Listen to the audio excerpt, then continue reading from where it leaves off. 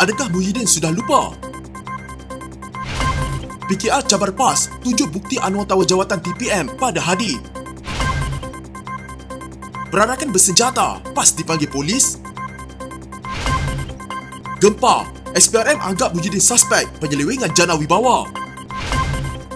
Sesuai dengan perjuangan, Tun M bakal sertai Parti Putra.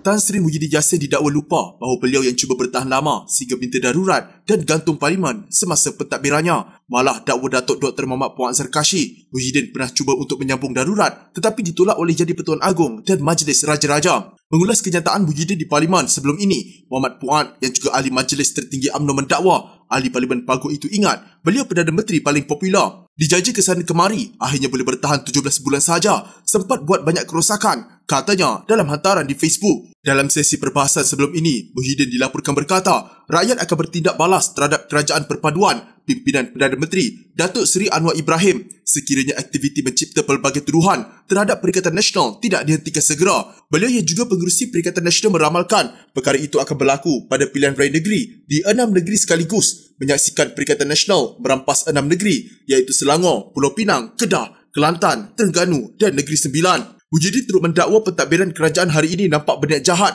dengan membuat tuduhan yang tidak berlaku. Kononnya berlaku pelbagai penyelewengan semasa beliau menjadi Perdana Menteri. Saya perhatikan kepimpinan kerajaan hari ini cenderung untuk mengambil tindakan-tindakan berbentuk dengan izin, witch hunting atau mencari kesalahan kerajaan dahulu yang sebenarnya tidak wujud, katanya lagi. Hanya ini yang saya cakap, ini tidak adil. Kamu fikir boleh bertahan selama-lamanya? Soalnya, Muhammad Puan menyifatkan kenyataan Muhyiddin memang keras. Nada orang marah dan beremosi. Muhyiddin tunjuk berani walaupun bimbang dirinya mungkin didakwa, ujar beliau.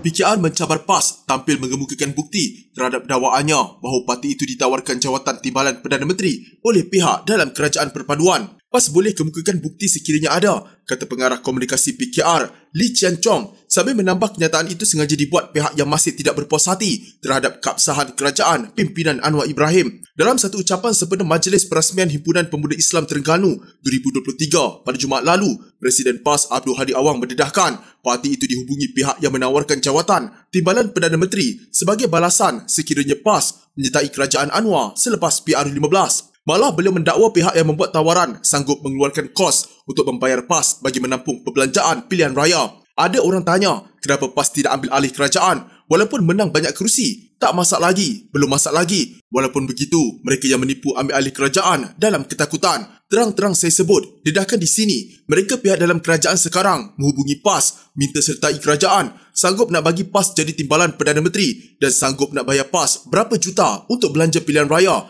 Katanya dipetik dalam ucapan dibuat naik di Facebook. Ini tawaran dan kita tolak tawaran itu. Itu bukan cara kita. Banyaklah broker-broker daripada dalam negara dan luar negara, termasuk yang bertaraf Menteri Luar Negara, datang jumpa, bukan sahaja duta, pelbagai kalangan. Kita tak jual perjuangan kita dengan murah. Kerajaan Perpaduan kini dianggotai Pakatan Harapan, Barisan Nasional, Gabungan Rakyat Sabah dan Gabungan Parti Sarawak. Mengulas lanjut, Lee yang juga ahli Parlimen Petaling Jaya berkata naratif PAS yang secara terus mengamalkan politik murahan tidak sesekali mengalihkan tumpuan kerajaan dalam menyelesaikan isu ekonomi dan rakyat. Kerajaan Perpaduan adalah hakikat. Ada yang masih tidak puas hati. Biasalah manusia, nak politik bolehlah. Tetapi Kerajaan Perpaduan akan terus marah ke hadapan untuk tumpuan selesaikan masalah ekonomi dan rakyat, katanya.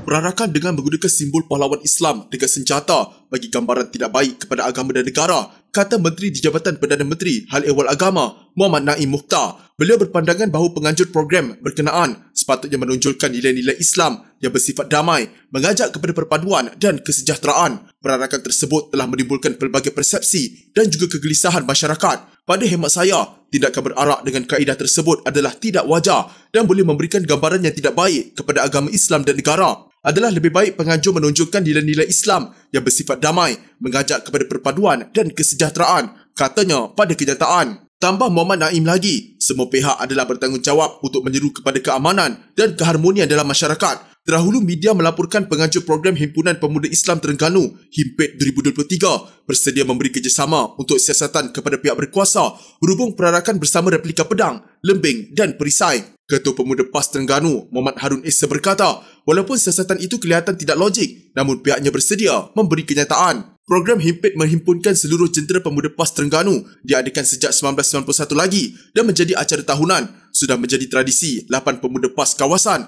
membawa replika pedang dan lembing serta tema perarakan masing-masing.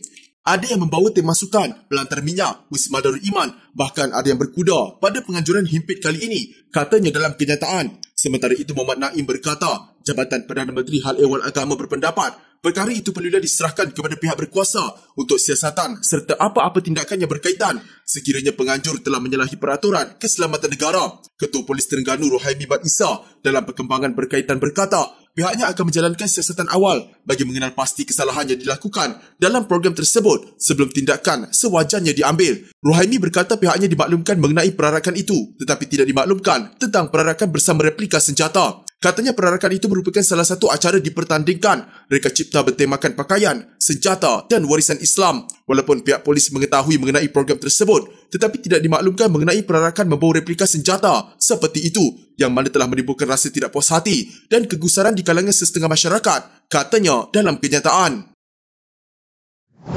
Sebuah portal berita membayangkan Suruhanjaya Pencegahan Rasuah Malaysia SPRM menyanggah kenyataan dibuat bekas Perdana Menteri Muhyiddin Yassin berhubung siasatan yang sedang dijalankan mereka. Berdasarkan laporan berita harian online, agensi anti rasuah itu mendakwa Muhyiddin adalah antara suspek yang sedang disiasat berhubung isu jana wibawa diperkenalkan kerajaan sebelum ini. Memetik sumber yang tidak didedahkan, portal itu mendakwa Muhyiddin yang juga pengerusi Perikatan Nasional merupakan suspek semasa dia dipanggil memberi keterangan pada Khamis lalu. Sumber SPRM terbabit juga menegur Muhyiddin kerana dianggap tidak wajar mengulas isu tersebut kerana boleh dianggap mengganggu siasatan yang sedang berjalan. Jumaat lalu pelbagai media massa melaporkan Muhyiddin menghabiskan masa beberapa jam pada pagi Khamis untuk memberi keterangan kepada SPRM di Putrajaya. Bagaimanapun, sebelum ini Muhyiddin menegaskan kedatangannya ke SPRM itu adalah hanya untuk membantu siasatan, bukannya sebagai suspek. Menurut laporan Malaysia Kini, Presiden Bersatu itu sekali lagi menegaskan dia tidak terbabit dalam sebarang salah laku atau penyelewengan dalam inisiatif yang dibuat untuk membantu kontraktor Bumiputera yang terjejas akibat COVID-19. Katanya penyiasatan SPRM juga tidak menyoalnya berhubung dakwaan Perdana Menteri Anwar Ibrahim bahawa pentadbirannya sebelum ini menyalahgunakan berbilion ringgit wang negara. Selain Muhyiddin, laporan berita harian online, SPRM turut menjalankan siasatan ke atas beberapa individu lain termasuk Menteri Perdagangan Antarabangsa dan Industri Tengku Zafrul Abdul Aziz. Tengku Zafrul juga akan dipanggil untuk memberi keterangan dalam masa terdekat, kata sumber itu. Untuk rekod, Tengku Zafrul sudah memberikan komitmennya untuk bekerjasama penuh dengan SPRM jika dipanggil memberi keterangan. Senator itu juga berkata, tidak ada apa-apa yang mahu disembunyikan daripada pihak berkuasa. Tun Dr. Mahathir Mohamad di Pelawa menyertai Parti Bumiputera Perkasa Malaysia atau Putra serta menjadi penasihat parti itu dan kini negarawan itu sedang memikirkan tawaran berkenaan dengan mendalam. Menurut Dr. Mahathir, Presiden Putra Datuk Ibrahim Ali telah mempelawa beliau untuk menyertai parti berusia 4 tahun itu selepas ahli Dewan Tertinggi Putra yang bermesyuarat bersetuju menjadikan beliau sebagai sebahagian daripada keluarga Putra. Setakat ini saya tak nampak sebab yang saya tidak boleh terima untuk sertai Putra, tetapi saya selalu beri masa kepada saya untuk memikir dengan mendalam sebelum buat keputusan. Jemputan untuk saya sertai Putra sesuai dengan perjuangan saya. Saya akan meneliti sama ada sesuai atau tidak dengan saya. Kalau sesuai, saya akan buat permohonan untuk menjadi ahli. Kemudian kalau nak bagi saya jadi penasihat, bolehlah saya jadi penasihat, katanya pada sidang media di Yayasan Kepimpinan Perdana di Putrajaya. Dr. Mahathir baru-baru ini keluar daripada Parti Pejuang yang diasaskannya dan ia dimaklumkan dalam satu notis kepada Setiausaha Agung Pejuang, Datuk Amiruddin Hamzah, ekoran tindakan parti berkenaan memutuskan hubungan dengan gerakan tanah air. Sementara itu, Ibrahim berkata, keputusan Putra menjadikan Dr. Mahathir sebagai penasihat dan jemputan sebagai ahli parti adalah atas pengalaman luas beliau dalam arena politik. Selain tekad memperjuangkan nasib kaum Melayu di negara ini, Putra yakin Tun Dr. Mahathir Mohamad boleh sumbang pelbagai buah fikiran dan idea serta strategi untuk sama-sama menggerakkan Parti Putra, khususnya menggerakkan perjuangan bangsa. Katanya yang turut menyerahkan borang keahlian, surat pelantikan penasihat dan surat jawapan kepada Dr. Mahathir.